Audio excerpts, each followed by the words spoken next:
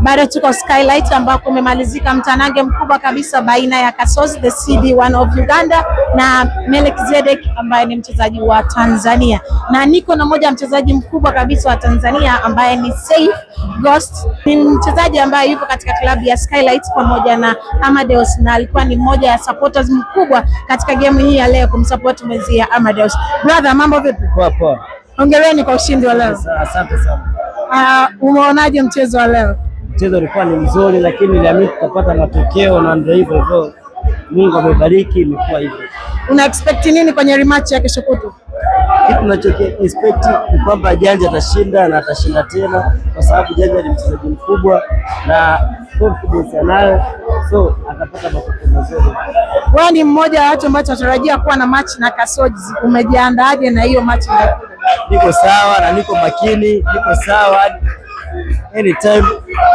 Kasozi ni mchezaji mzuri, akifungwa imetokea tu kama mchezo, so nimejiandaa vizuri na naye Kasozi, ila naamini game na Kasozi itakuwa hata haipo, kwa sababu kama Janja ameweza kumfunga hii game hapa na akimfunga tena rematch, mimi naamini Kasozi hatacheza.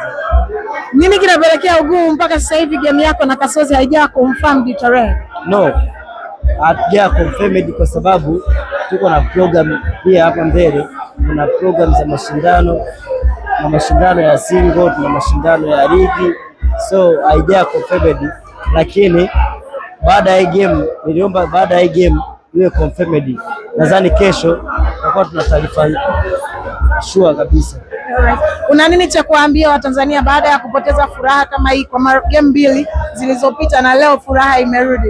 Kitu ambacho nawaambia Tanzania wasirudi nyuma, maana Abdalla Hussein amepoteza frame mbili, lakini ni makosa yake mwenyewe, lakini ajipange vizuri kuelekea Kasozi na watu wengine watakaokuja huko mbele, maana tuko na wageni Kasozi, kuna Lloyd, so tujipange vizuri katika limechi, si tunaweza wala hata tusahau, kwa sababu tumetoka kuwa washindi wa pili wa South Africa mashindano ya Afrika, so tuna wachezaji wazuri, so nawaambia mashabiki msikae tamaa, kwa ajili yenu hakika tunawapenda sana, naamini furaha yenu itarudi tena, so mtusapoti sana.